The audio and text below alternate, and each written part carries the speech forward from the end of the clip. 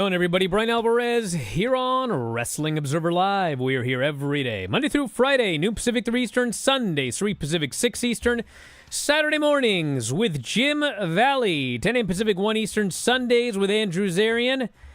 And it is Monday here in the show, and you know what that means? Well, it means it's not Fun Friday. But there's always this coming Friday. We got a lot to talk about here today because it was a very busy weekend. We had a lot of shows. I watched a lot of shows. We had the SmackDown show, the Rampage and Collision shows, Fantastica Mania. I watched all of that. Watched the main event of the Marigold show, although I've not watched the Io Sky match yet, but I will.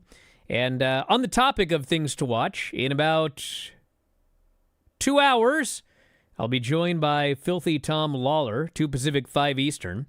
And we will recap SmackDown and also the newest WWE Speed Tournament. We're on the speed beat on the Filthy Tom Lawler show.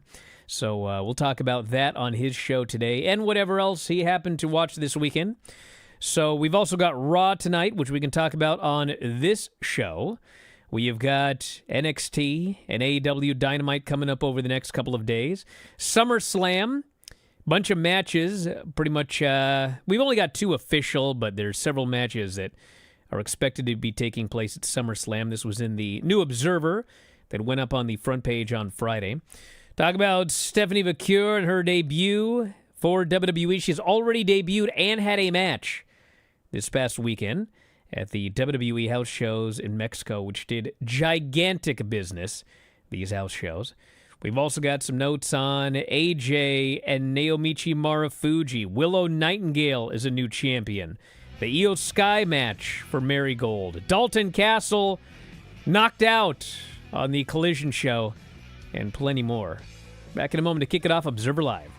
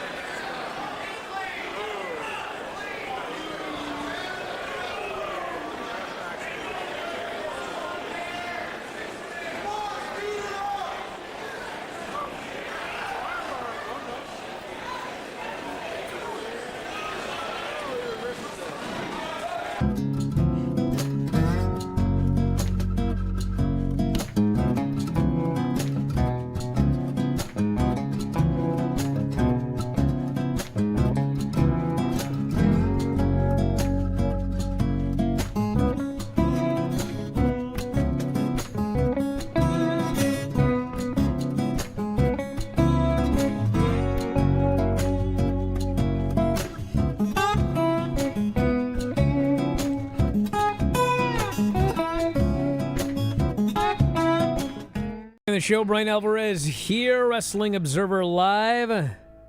Mike Sempervive, also of WrestlingObserver.com. I got a lot to get into here today. Raw. Raw is coming up tonight. Do you want to know what's on the show, everybody?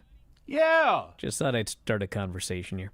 All right, we got Damian Priest and Gunther having a face-to-face. They're facing off, obviously, at SummerSlam. The return of Drew McIntyre, one of my favorite stories in WWE. He regularly quits or gets suspended and or fired, and then just comes back. I guess he's never actually been fired. Sami Zayn. It's like a Seinfeld episode. Sami Zayn is defending the Intercontinental title. He is defending the title against Ilya Dragunov tonight. That sounds awesome. Sounds like Braun Breaker's going to kill two men. And then we have got Bronson Reed against Sheamus, which sounds... Actually, if you look at this show, Sami Zayn and Ilya Dragunov should be great. Bronson Reed and Sheamus should be great. The return of Rhea Ripley is going to do a gigantic number. That's opening up the show. So, seems like it's going to be a hot edition of Raw coming up tonight. And in the new Observer, Dave had the lineup for SummerSlam at this point, some of which we know. Some of which is official, but some of which is all but official. Cody Rhodes, Solo Sikoa. We knew that one. WWE title. Damian Priest versus Gunther for the world title. Liv Morgan, Rhea Ripley for the women's title. It is expected that Rhea is good to go for SummerSlam. We've got Bayley and Nia Jax for the women's title. Logan Paul versus LA Knight for the U.S. title. Sami Zayn and Braun Breaker is expected for the Intercontinental title. So it is possible, as Dave notes here, and I'm sure this is almost certainly what happened, they want him to win the title at basically a stadium show. But of course, if that's the case, like, if I wanted Braun Breaker to win the title at a stadium show, that would have been the first Braun Breaker-Sami Zayn match. I don't beat the guy first, especially clean. But that's what they did. But that's likely on the show. CM Punk versus Drew McIntyre is very likely to take place. If Punk can get cleared, that match is for sure. If he can't get cleared, then obviously it's not for sure. And then probably something involving the women's title. So that's a SummerSlam lineup. And you can see where it's all going from watching TV. Sounds like a SummerSlam lineup, too. No big surprises. No, and big matches, though, with a whole bunch behind them. So that's good. And whatever they do with the women's title, whatever they, the tag team title, that's fine. Go ahead and put it on the pre-show. That would be perfect for that. But hopefully they don't add any more, because just with what you mentioned there, I mean, that's good enough for how it is. And then come next year, you can throw as much as you want on there, because you're going to have 2 days. And then we have got NXT tomorrow, everyone's favorite show. Oba Femi versus Duke Hudson for the NXT North American title. The Rascals against Gallus in a 6-man. Which, whatever you want to say about the booking of Joe Coffey, and I've said a lot, I mean, that should be like a real good match. Brooks Jensen and Javon Evans. I don't even want to think about this match right now. I don't even want to think about it. Hey, you know why? Brooks Jensen needs a big victory going into the N1 tournament. I know. Brooks Jensen isn't going to the tournament, geek. That's Josh Briggs. Oh, Josh Briggs, I'm sorry. Yes. You think that Virgin's going to Japan? No chance. Briggs and the bigger issue, dude, is that Brooks Jensen, this is his first match back after the Brian Pillman angle. He's coming back to lose to Javon, his first match back? No, it's Or is he coming back to beat Javon for the 50th time just to irritate me? You know what's going to irritate you even more? Is when you say it's great the next day? Yeah, you're right. Oh, you stop. When Sean Spears interferes, because remember, he wandered off from Ethan Page last week and said, I've got a young soul that I need to steal or soothe or find or whatever God it is help he said. Me. So you know damn well, because look, he pushed off Josh Briggs. Remember, he said, okay, I took responsibility. I stood up for you. I'll be in his corner. And he said, no, I'm walking away from this. So, yeah, you know what we're getting? Javon Evans in a feud against Sean Spears. we've already seen this. Like, they've wrestled and he's been beaten by Shawn Spears multiple They're times. booking this whole show to spite you. I think they are. It's like, if we make him really mad, he'll talk about us a lot on every show. You talk about him a lot on every show anyway. I know. You know what? I'd talk about it more if I liked it. Tatum Paxley and Izzy Dame. Speaking of things that you love. God, I can't imagine that one. OC versus OTM, which should be pretty good. 6-person. Yeah. And we'll also hear from Roxanne Perez. Then we have got Dynamite. Dynamite 250. Will Ospreay, MJF in the opener for the international title. They have not announced that it's commercial free, but I wouldn't be surprised. Swerve Strickland versus Okada, champion versus champion, though no title on the line. Mercedes Moné in a TBS title defense against Nyla Rose. Mariah May will speak. Do that at 9 o'clock. Well, they're not gonna. They've already announced it. Well, I guess 9 o'clock, yeah. But I mean, really, I don't want to make a comparison. I don't want to make a comparison, but like, if this were WWE, it would have been first. She opens the entire show. That's Absolutely. Your biggest angle. But, it'll be later. And to be honest with you, if they were going to do it, this would be the week to do it. I'm not, trying to throw shade on what they've decided on. But honestly, with that being arguably the biggest thing in the company, and it's so pro wrestling, I probably would have started with it. But doesn't really matter either way. And then we have got TV Time with Chris Jericho. Yes. All right. We had a busy weekend. Stephanie McCure made her WWE in-ring debut. Look, is it Vacker or Vakur? Because I don't have any Vakur idea. For so long, and Rocky said Vacker, now everybody's saying Vakur again. I don't know. I don't know. But what I did hear is whatever it is what it's going to be. So it looks like she's keeping her name.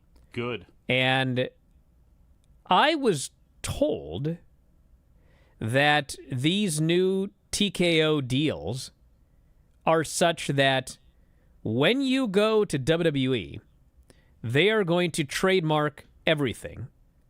That being, for example, Ethan Page went, and they trademarked Ethan Page. And this is from somebody in the company. When you leave, they hand everything over to you now, which is basically,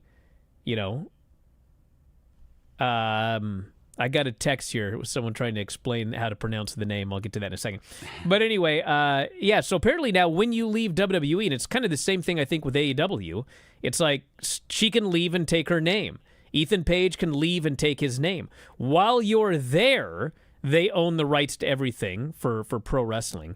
But that is a very big change from back in the day where they owned you into perpetuity once they took all of that. She very much wanted to keep her name, and apparently they're allowing her to keep the name in WWE. They're going to trademark it while she's there, but then if she leaves at some point, she can take it with her. So there have been people, Lince Dorado, I think, is one of them, yes. Where Lince Dorado, he's gone. He's got all of his stuff. Everything he had in WWE, they handed it over to him. So that is a very big change that benefits the talent.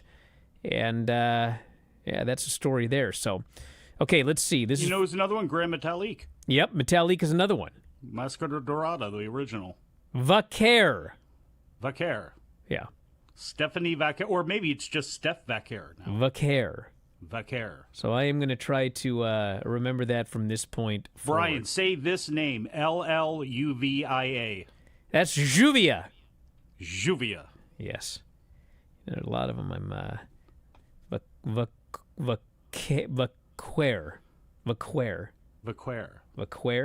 Stephanie Vaquer. Yeah. I'll get this. The question's gonna be how they pronounce it. Well, Vaquer. How's Pat McAfee going to announce it? I don't know how. Actually, you know what? Booker T is going to have to announce it. No, he's not. He's on NXT. I think we're okay. But that's for a where while. Steph's going. That's true. Although apparently, from the Mexico shows, like she could go to the main roster. But anyway, Stephanie Vaquer back in a moment with more Observer Live.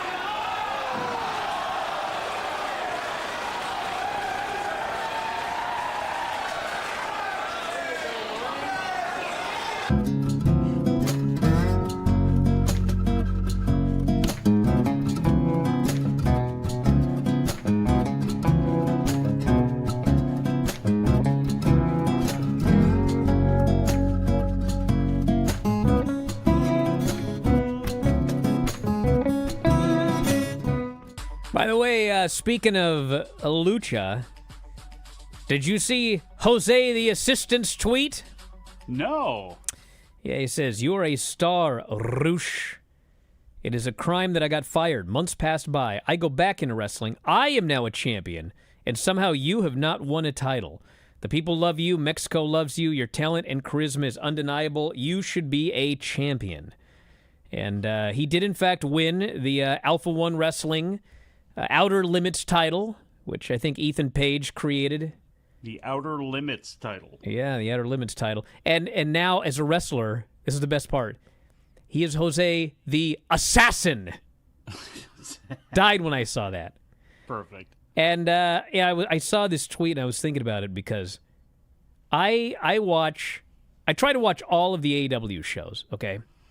And last week, it was Money in the Bank, right? Yes. And so, because it was Money in the Bank, the Sunday Brian and Vinny show, we reviewed Money in the Bank. Normally Sunday, we review Collision and Rampage. So, because we weren't going to review those shows on Brian and Vinny show, and since I don't review Rampage on any other show, I didn't watch Rampage last week. And apparently last week was the week that Rush joined the Don Callis family, okay? So as noted, I didn't watch that one Rampage show. I watch Dynamite every week. I watch Collision every week. I watch Rampage this week. And, if I didn't know that happened, I would have no earthly idea. None. No recap of this on Dynamite. No recap of this on Collision. Not this week. Not last week. Don Callis was all over the shows. I'd have no earthly idea that Rush joined the Don Callis family if I didn't do this job, because I missed one Rampage and there has been zero follow-up whatsoever. So yes, if there is a completely underutilized guy in AEW, it's Rush. This guy is great. He's great. Would I want to take his dropkick into the corner personally? No, I would not. Okay? No. But I've actually heard from people who've worked with him, and they're like, that dropkick kind of sucked, but the rest of it, it was nothing. It was easy. But man, that guy comes off as a killer. Yes. A murderer. Yes. And yes, completely underutilized. What's going on? How have we heard nothing about this since it happened? I can't answer. Well, because video packages, Brian, and you've called for too many of them, and there are going to be people who are very upset about this. But if Rush is a star, which he should be, because I'm a fan who watches at home, and I don't have to work with him, I don't have to deal with him behind the scenes, I don't have to talk about his contracts or any of that stuff. He seems like he could be maybe a little obstreperous, but guess what? As a fan, I don't care about that. He goes out there and he kills people, and he's fun to watch. So, yeah, if he is... You know what? That's correct, Mike. Let me interrupt you. Remember all those times we had to watch WWE and those back when Vince was around and these announcers would have to say, so-and-so is fun to watch. And it's like, God, can we just have a... But Rush is fun to watch. He is. And you know who else is, Brian? Mark Briscoe. Yes, he is. I understand that... Also underutilized. To make him a pillar of Ring of Honor, that's cool. I'm glad that you did that.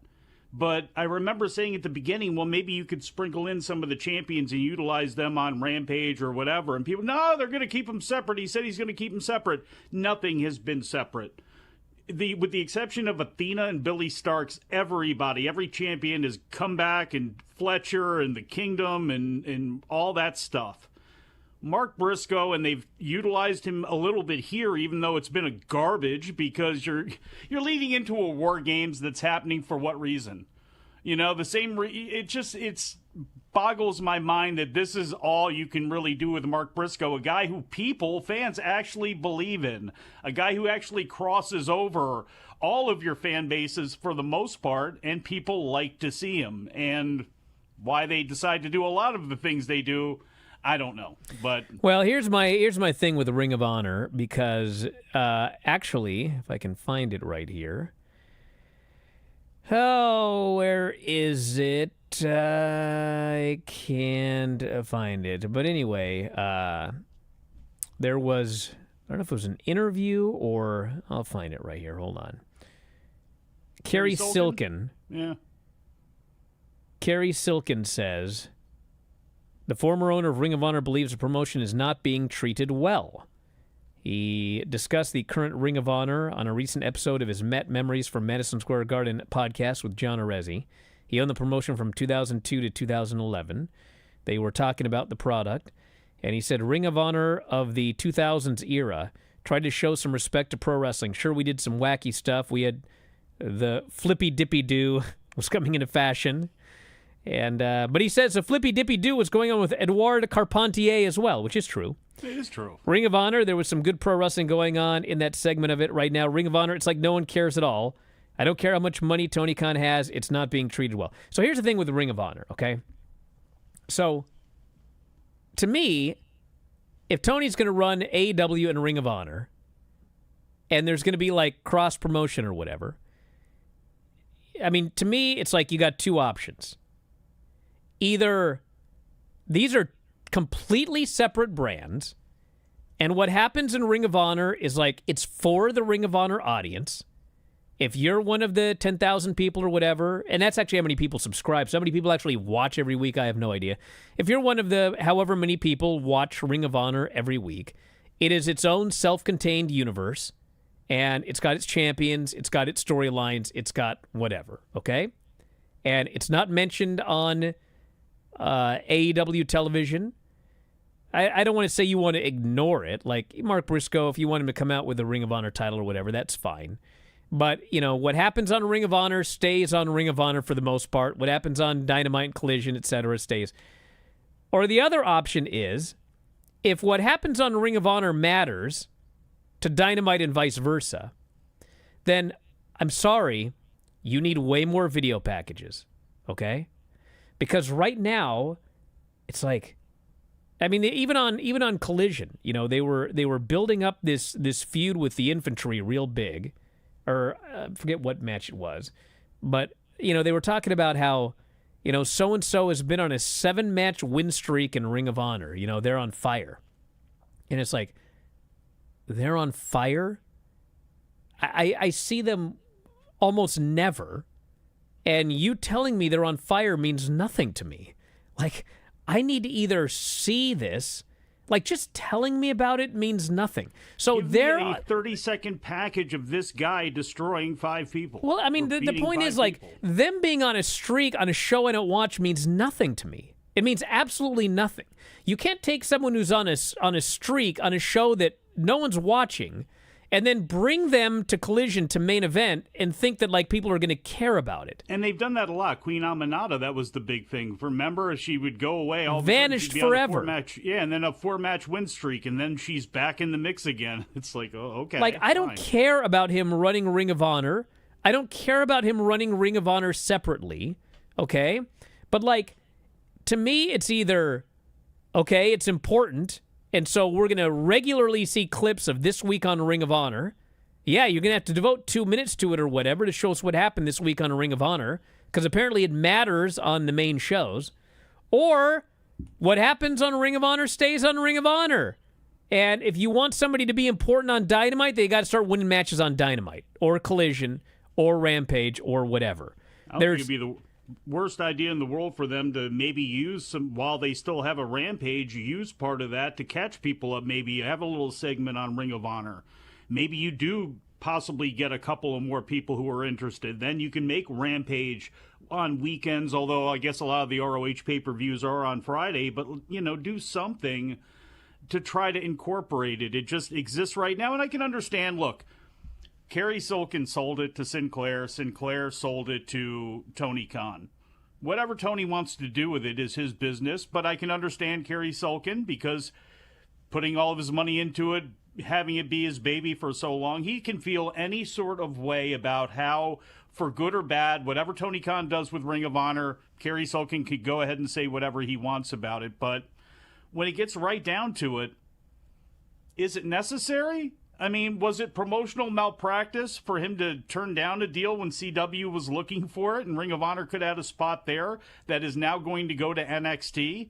And, again, I just don't, sometimes I don't understand what the purpose of Ring of Honor is, where it seems like they have 17 matches that take place, and it's great for people, it's great to get exposure, it's great to get work and all that sort of stuff, but it doesn't even register. It just doesn't register at all. And I don't know how many people you said are 10,000 people are subscribed to it. I mean, you hear so little about it except when it comes time for the pay-per-view or when a Mark Briscoe is cutting a promo. I mean, honestly, the Ring of Honor story to me just illustrates what I feel is Tony Khan's biggest issue as a booker. And that is that he remembers everything. And he has a photographic memory for all of these things that he does. And the fact is, the rest of us don't. You got a very small percentage of fans like him. But for the rest of us, it's like, I don't remember all of this, and you're using your memory to book shows.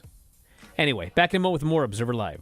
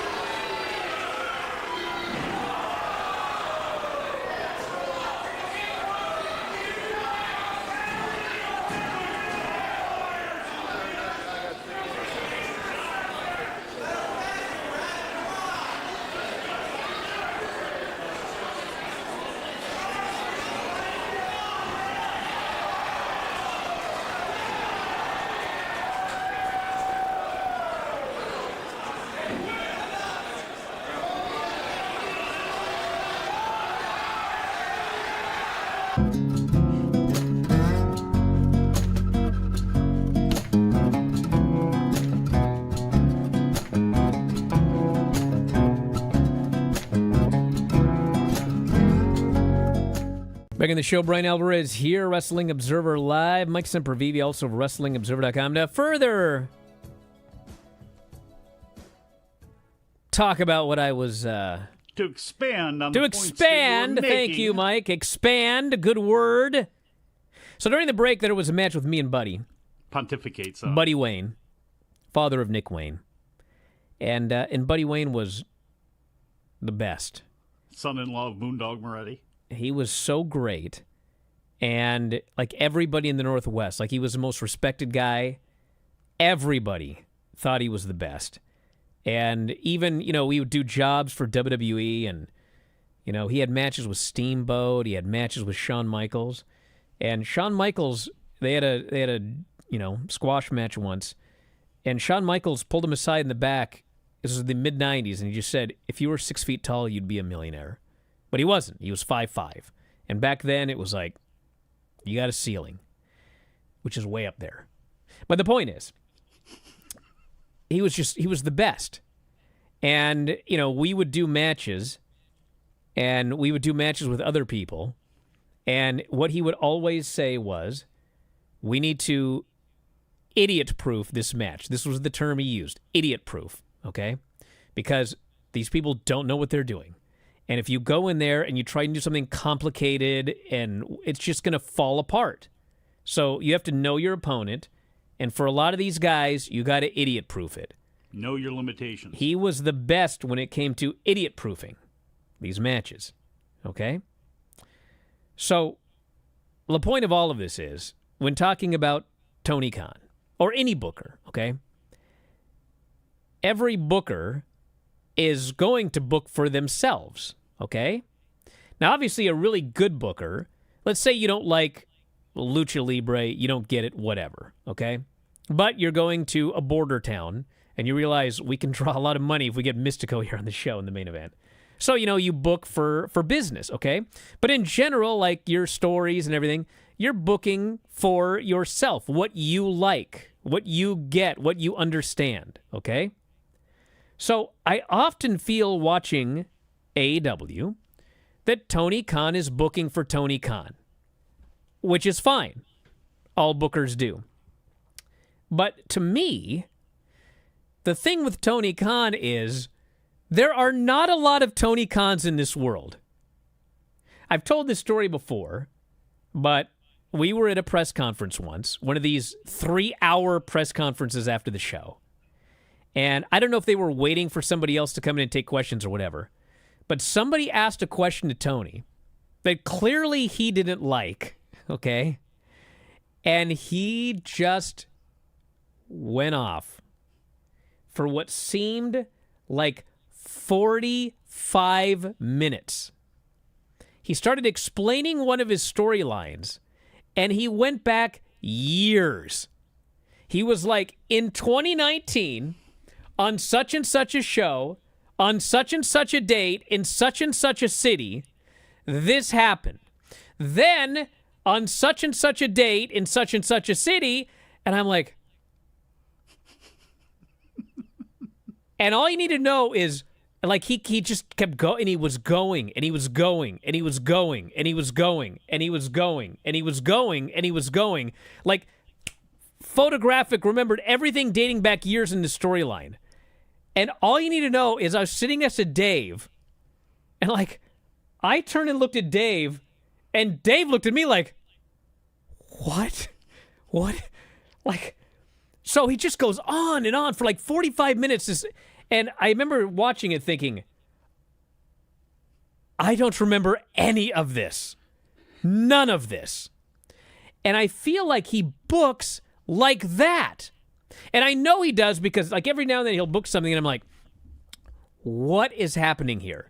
And some random fan will say, don't you remember at All Out 2022, the semi-main event, the finish? And I'm like, no, I don't remember that at all, okay? So to me, when you are a Tony Khan, there's not a lot of you, okay? Same thing if Dave booked a show. There's not a lot of Daves. There's like one of each of these two people, okay? When you are booking a show, you've got to book with a spotlight, okay? not with a laser pen to the small amount of fans who are exactly like you. Yeah, there are other people who are like Tony, and they remember everything, and they remember who beat who when, and records, and all of this stuff. You can't book for just those people. You need to book with a spotlight, and that means when you book, you need to idiot-proof it. Like, I see people get mad, and, it's always like really hardcore AEW fans. They're like, I can't watch WWE because they have so many recaps, and they just repeat angles, and they show you and it's like, yeah, because most people aren't like you. Most people in a 3-hour show can use a solid 20 minutes of recaps of what happened on different shows. Like, you gotta idiot-proof it. I'm not saying your fans are idiots, but, like, they don't remember all of this stuff. They don't remember things that happened 3 weeks ago and what tied into this and how this... You've got to idiot-proof it. You've got to remind people. And you can't just bring something from Ring of Honor that happened on a show. You can't just bring something from 2022. You can't just bring something that happened on some New Japan show in 2019. Like, you have to idiot-proof the booking. That's what I'm trying to get at here. And he's got the best of intentions, surely. But the problem sometimes is seeing the forest through the trees. We're going to do this and this, and this calls back to this and this and this and this and this.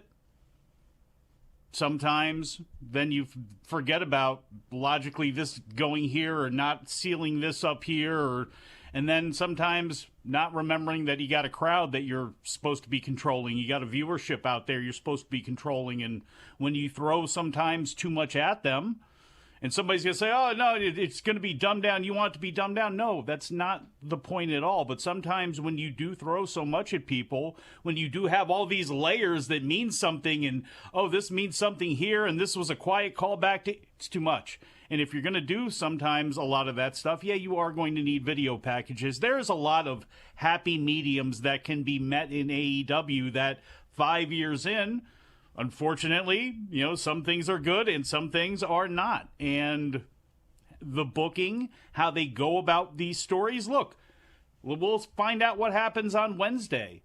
But did they drive home and slam home on Rampage and Collision the Mariah May turn? I don't think they did. No, they didn't. It's like it never happened. And granted, these were pre-taped shows. Oh, but at the same time, like, you can put in a video package. It doesn't matter if it was taped the previous Saturday. You had 7 days to put a video package in. Exactly. In fact, that's not even, it's a terrible excuse if you go ahead and say something like that. So you had a chance to do that. They didn't do that. And that's my biggest problem with the big angle that they did. We're 6, whatever it is, weeks away from All In, which makes it 8 weeks away from All Out. And apparently there was a video package on Collision. There was. No, there absolutely was. Did it drive home anything? Was it spectacular? And again, nothing's got to be at WWE's level, especially not right now with the resources that they have to fall back on.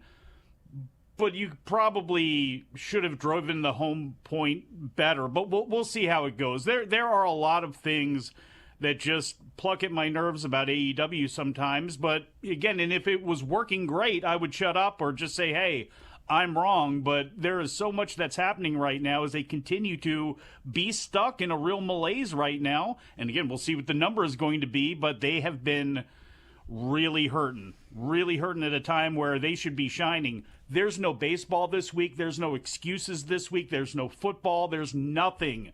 There is nothing. The entire floor. Oh, there's the Olympics. Bullshit.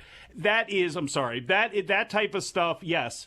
On a national scale, is going to hurt your 35 to 49-year-olds? Absolutely it will. But to fall back and use the Olympics as an excuse for not having a very good show, that doesn't cut it. That was Mike Dom. I'm off the hook today. Oh, I know. Hey, I should mention before we do more news here that again.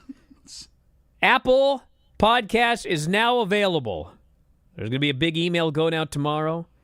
If you are listening to this for free and you want all of our podcasts, but you do not care about reading The Observer or getting the members exclusives on the website or going on the board or archives of past shows, archives of newsletters. If you just want, I just want the podcast every day, and I want them on Apple Music, well, it is now available.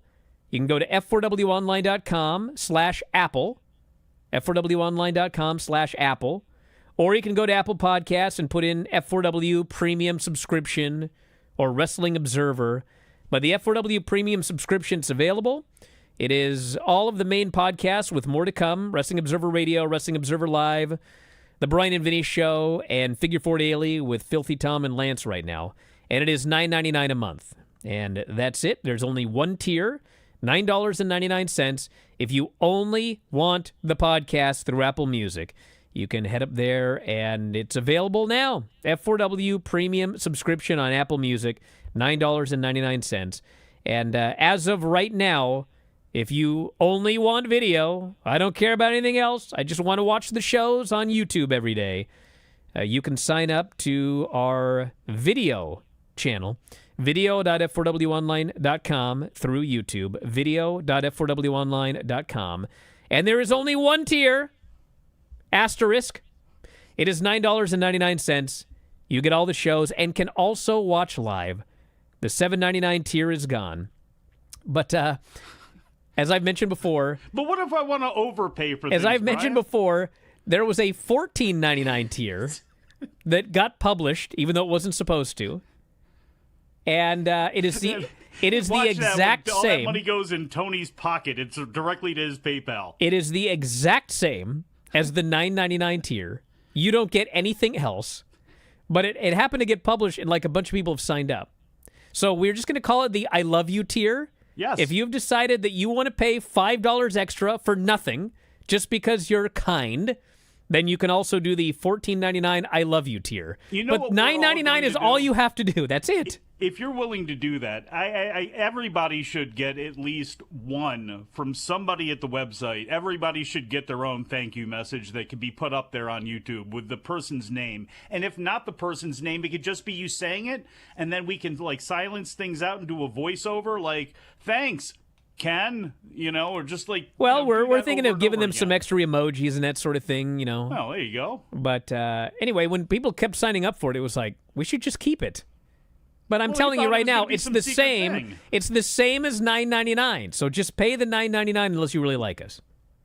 Okay, Willow Nightingale is the new CMLL Women's Champion. There's so many freaking belts. She's the new CMLL Women's Champion. She beat Juvia and Viva Van in a three-way at Fantastica Mania. And it looks like her and Juvia will probably be facing off at Capital Collision, which is the next New Japan USA show. But it was a good match. Yeah. That whole Fantastica Mania. There was no great match on the show, but there were a lot of really good matches. If you want to go back and watch it, you can watch the whole thing in an hour or 2 hours. It's on New Japan World, and it's a fun 2 hours. AJ beat Marufuji this weekend at the Noah show, and they then announced that the N1 tournament, which is their version of the G1, both Josh Briggs, the fornicator, not the virgin, Josh Briggs and Tavion Heights will both be in the tournament, which sounds great, actually, for both of them.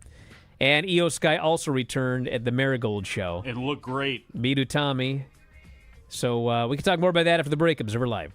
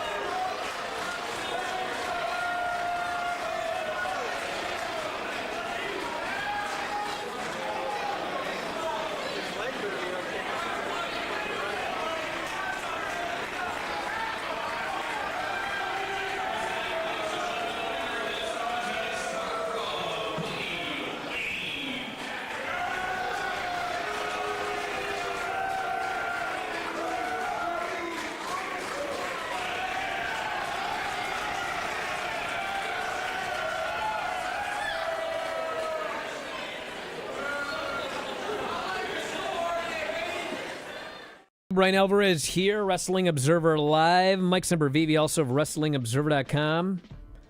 So, first I want to wish all the best to old Dalton Castle.